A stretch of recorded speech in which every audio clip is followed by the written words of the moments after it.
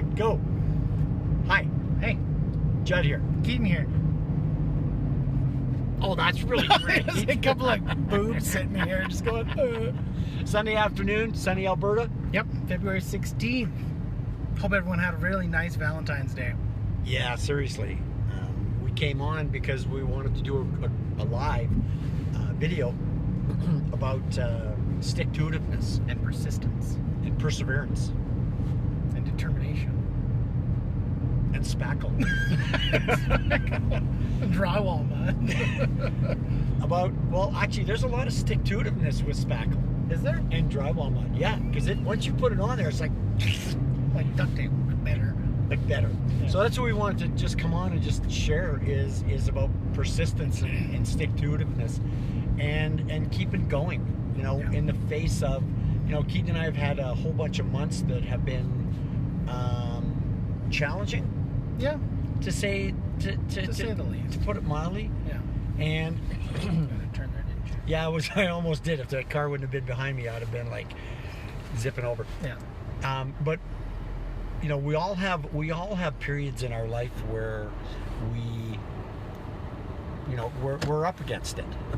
Where it's like it's not the easiest thing in the world to keep going, and it can be really challenging to have your life work in a meaningful way, where it's like, whether you have a job, whether you're doing online marketing, whether you own a company, whether you're a nurse, whether you're an engineer, and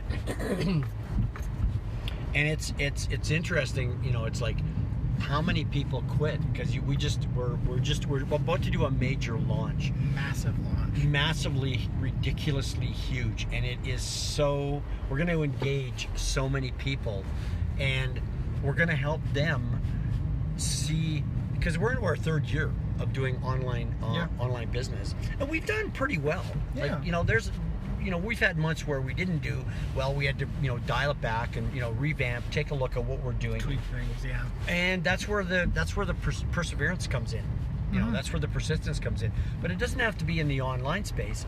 It can be as a mom. It can be as a, like you're working in an office, and it's, it's like you've got, people that you're working with that are challenging to deal with and be with, and be on, in a team environment, and so how do you stay, persevering? Yeah, how do you stay determined in what you're doing? I had a point and I lost it. It's okay. It's really about digging deep into who you are, what you've been through, and acknowledging yourself. Like for me, it's like I just smile when I look at like owning a business for as long as I did. Keaton would walk in the house and he'd promptly walk right downstairs because I'd be in my office and I'd be talking to some supplier, and just literally it's like not being nice because it's like I'm relying on my suppliers to do a particular job for my business, and then I find out that they just totally dropped the ball, which made me and my company and my service techs made us look like complete goofs, right? It made us it made us look like like we were incompetent, like we didn't know what it was that we were doing. So excuse me, needing to persevere, needing to take and step up my game, needing to take and swallow my pride, it's like not be ticked off, not be upset, but the point I was going to make was that Keaton, there was times where him or his brother would walk. I'm sorry, I'm just backing into this parking stall. Keaton and Raven would come in the house. Keaton and Raven would come in the house and be like, "Oh, Dad's talking to a supplier again. Oh my God!" It seemed it was always when you guys walked in the house, right? We should have You'd stopped come in. walking in the house during business hours. You'd come in from Drayton Valley or Swan Hill, or not Swan Hills, but Yeah. Rocky Mountain House. Anyways, so there's times like in the last 3 months is my point where you know, we've it's been really, really, really challenging since like mid to the end of November ish. Yeah. Where it's like, you know, I had to dig deep, and I had to smile, and I had to laugh, and I had to just look at, you know, the obstacles that I've overcome that just made me smile and go, this is child's play. What I'm going through right now is, I mean, I was running a company then, you know, and this is like, you got to be kidding me. Really, seriously? I used to stress over this. Actually, I didn't back then either. But it's the same with you. Like, what are you working on? What have you got that is causing you, or you think is causing you, stress, upset, and where you want to throw in the towel, where you want to quit? Because that's what this is about. Is about stick-to-itiveness, perseverance, Determination. And this goes to seeing it through to the end. I mean, one of the lessons we got growing up from Dad and from you know, my mom and a lot of other influences for us was, if you're going to do something, actually this is when I started doing choir, when Rafe started doing guitar, or when he was doing martial arts, was you stick for it for a year. Because then you have a really good basis, you have a really good chunk and time frame to make a decision whether do you want to pursue this, or do you want to just go, okay, I tried it, I did for 1 year, and it's not for me. Because at that point you actually have, you know, when you're doing regular life, and at the time it was school and homework, which I didn't do much of, and tried dating and, you know, all the rest of it, and doing said activity on top of it. Does it fit in there? Is it something that I enjoy? Yes, no. And making a decision from there. And why I say that is because when you take on a project, don't just kind of just do it and then it's over and I didn't like it too much. Actually do it. Do a couple of projects within that, whatever it is. Time frame. Yeah. And give it a God's honest go. Isn't that a British expression? I think Susan Order's on here. Yeah. Hi, Susan. Anyways, great point. And actually give it a really, really, really great effort. College try. Yeah, and give it a shot, and then decide from there. Because I mean, if you're just going to try something to try it, what's the point of trying it? What's the point of actually putting your energy into something that I might like it? No, find something that, you know, I'm very interested. They're kind of like, it's the same reason why I'm a foodie. I freaking love trying different foods. I love cooking. I love creating all kinds of things and trying something new. That's something that I really love to do. For me, it's food. For Judd, it's, I don't know. Well, he's been rock climbing and mountain biking, and he loves to ski, but stuff like that. Where Judd will take on something and give it a shot just because, why not, right? Like skydiving.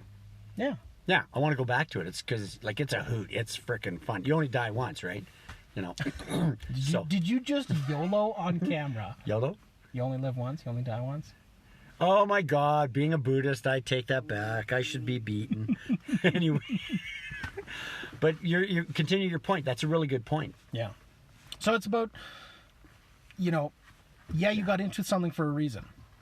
And maybe one day you'll quit it for a reason. But don't give up just because it gets hard. Don't give up because, life gets in the way. Don't give up because, you know, there's so much other shit I should be doing. No. Figure out why you're doing it. Like, really honest to God why you're doing it. What's your why? Yeah, and figure out your why. And use that to motivate you through the times where it's, oh, Jesus, I don't want to do this anymore. Or, holy crap, this is going down the tubes. If it's something that you really, really enjoy doing, or something that is going to bring you great profit or great motivation or great impact on the world or those around you, your why is going to help you through that. Your why is going to give you that push to keep going, even though it's tough, even though it's hard, even though life gets challenging. And that's a really good point in that where I'll take off on that is something that I read. I don't know. I read this years ago, and then I noticed that people are starting to come out with it. Oh my God! On the island of Okinawa, these Japanese people, there is no word for retirement, right? And they have an expression called ikigai, right? Do you remember when I was doing the landmark stuff? You were pretty young. And then I did the year of team management leadership training program. TMLP program. And we did all of the books that are coming out now, the 4 agreements. We did Think and Grow Rich. Yeah, no, that was before. That was in the 80s. But anyways, there was a piece on ikigai. And ikigai is a Japanese term, and it is for... it is for... I hope no Japanese people are watching. They're going to go, are you kidding? Koji's going to come on this and go, God, you I know, white people. you guys are so freaking embarrassing me. But the term ikigai, which stands for, it is what you do in your heart of hearts that you do for free. You do, and for me, it's sprinkling happy dust on people, right? Like when I, and especially when I see people that are not having a good day, and I'll literally, in my mind, from my heart, it'll just come up out of me, and I, like with an imaginary arms, going up and over and sprinkling happy dust on people. Yeah. And in my conversation. So that term, is now becoming, in the last few years, is becoming more popularized. And I love it, because guess what? People get to go, ikigai, oh, that sounds like a Japanese term for, oh, not good. I'm not going to eat that. No, I'm never going to eat ikigai. However, all joking aside, it's a really good process to do, because one of the things for me and around perseverance is there's days where I'm not always happy. There's days where I'm shut the hell up. There's days where I'm not being as grateful as I can be, and there's days where it can be a struggle. And anybody that says any different is full of shit. And I have those Getting days. down to brass tacks here. I have those days occasionally too, but yeah. What gives you, and that when you were saying about what gives you your push, for me it's my ikigai. It's like, you know what? Hang on. You worked in the oil patch for a long time, and you were a cranky SOB. You were not nice to people. You would just as soon tell people to F off as you would to take and say hello. And it was just what was occurring at the time. And, so for me, I look, when I'm being I'm not often cranky, but I mean, where I'm not my best, I'll just pull my ikigai and have it push me from behind. Like Keaton said, what gives you your push? Because you know what? I had my time of being cranky, and I don't want to be cranky anymore. I like being happy. I like smiling, and I like bringing joy to others. So that for me is the perseverance part of it for me. That's what has me where I can bring joy to other people. Mm-hmm. Yeah. So what's yours? Share with us in the comments. If you're watching this, and say if it's a replay, say replay. And then what is it that you love to do? What is it that causes you to dig deep and bring out what is it that you will do you persevere? For free? What you do for free. Yeah. And what your perseverance is. Yeah. Okay. Everybody have a great day. See you guys. Love you. Love you. Bye.